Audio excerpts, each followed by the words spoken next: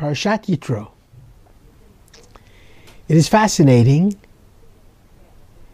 that the parasha which has within it the Decalogue, the Ten Commandments, the revelation at Sinai, the most important thing for Israel in all of our history, that this parasha be named after a Gentile, a Midianite, Yitro.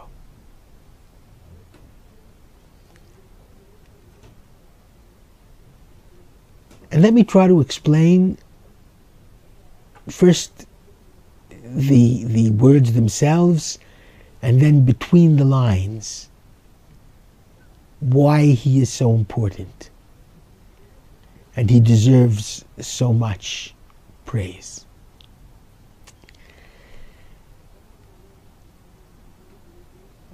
I suggested last week that the splitting of the Reed Sea in front of all the nations was in order to teach Israel that they must make certain that all peoples be free.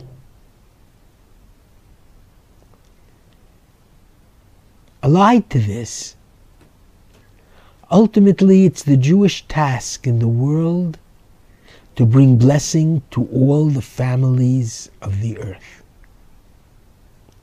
to teach all the peoples in the world compassionate righteousness and moral justice. At least the 7 Noahide laws of morality, but hopefully, according to Maimonides, at the end of his Mishnah Torah, in the Book of Kings, ultimately to bring the entire world into all 613 commandments. And Yitro is the prototypical Gentile who saw the Jewish people and saw the great miracles, and according to one statement in our sages, converted to Judaism. So that Yitro represents the purpose of Torah, to bring not only the Jews under God, but to bring the world under God. Because we are living in a global village. We're not living in isolation. And freedom requires freedom for all. Redemption requires redemption for all. So that was, to a very great extent, the greatness of Yitro. He was an early advocate of not only the Jewish people, the Hebrews, but the message that we represent.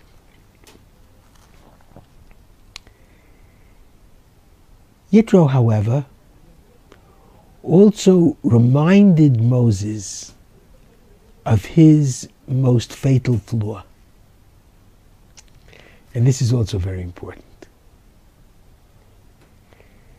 because Yitro understood Moses' one great weakness.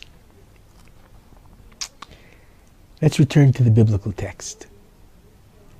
Vayikach Yitro choten Moshe, and Jethro, the father-in-law of Moses, brought with him et Tzipporah Eshet Moshe, Tzipporah, Moses' wife, whom he had married in Midian, Achar Shilucheha, after he sent her away, Ve'et Shnei Baneha, and her 2 sons.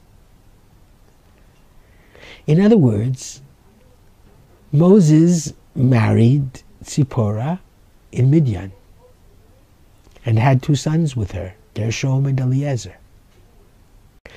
Now Yitro is arriving together with the left behind wife and the left behind 2 children. Because this was the grave difficulty of Moses. It was very difficult for him to orchestrate being God's servant, being the intermediary, in effect, between God and Israel, and being a family man. and being a people person and dealing with human beings day to day.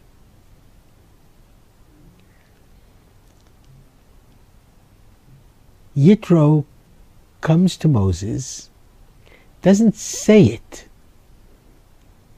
but when the Bible depicts the father-in-law, that's what he says. Moses, I'm your father-in-law, remember me? You married my daughter, you gave her 2 sons, but you left her behind. I'm bringing her back to you.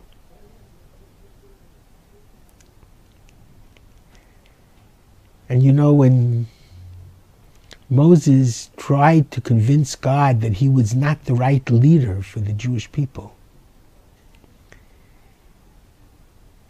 he says, they will not listen. They will not listen to the message of freedom.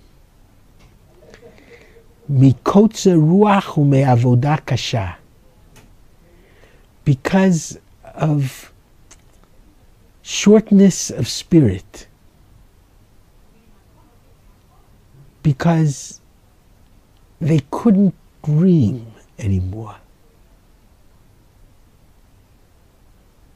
And the very hard work, which was the burdens that the Egyptians placed upon them, they didn't have the wherewithal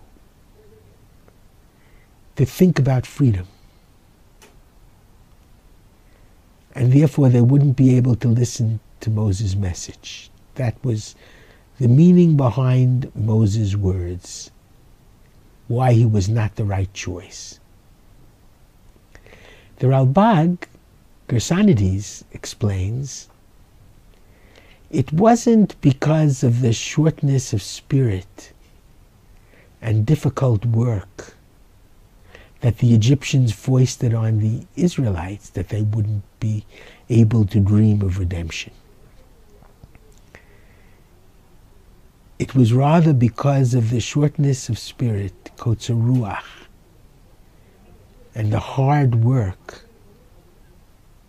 that Moses did spiritually.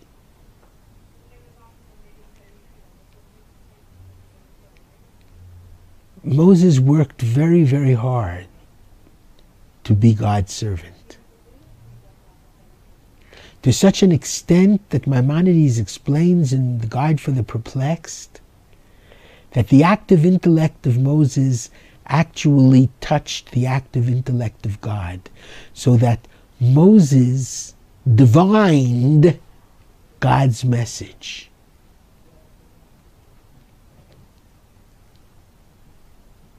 And Moses loved to talk to God and loved to be in fellowship with God.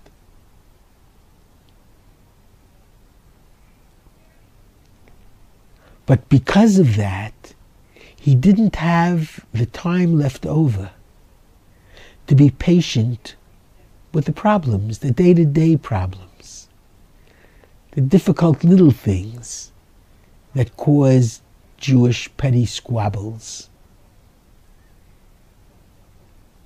He wasn't patient with the Israelites and their daily problems and questions. And after all, he had worked so very hard to develop an amazing intellect and an amazing spirit and spirituality. And because of this, he says to God he wouldn't be the right leader. A leader has to be a people person. A leader can't, in the main, talk to God. He has to talk to his flock and take care of their petty needs.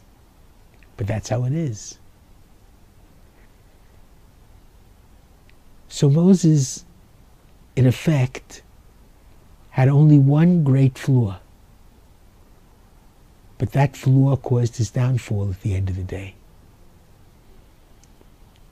Because you will remember, he didn't convince the Israelites to come into Israel. He got them out of Egypt, but that was only part of it. Couldn't get them to Israel. And he wasn't a popular leader. They respected him tremendously, but they didn't love him. because he didn't deal with them on their petty problems. And that's what the people expect. That was true in his personal life with his wife and his sons. And that was even true of his public life with Israel. He had a shortness of spirit. He had an impatience that they felt and they realized and caused them to be distant from him. It was that distance that caused him to strike the rock instead of talk to the rock. And the rock symbolizes the Jewish people, stubborn as rocks, stiff-necked. And Moses succeeded magnificently for all the generations. And we live by Moses' Torah, which is God's Torah. But in his generation, unfortunately, he tragically failed, didn't bring that generation into Israel. They did not really obey him or follow him. And Yitro tried in the very beginning to set it straight by returning his wife and children to him. But it didn't really work, because Moses' closeness to God, greatness really, was also the reason for his failure. Shabbat Shalom.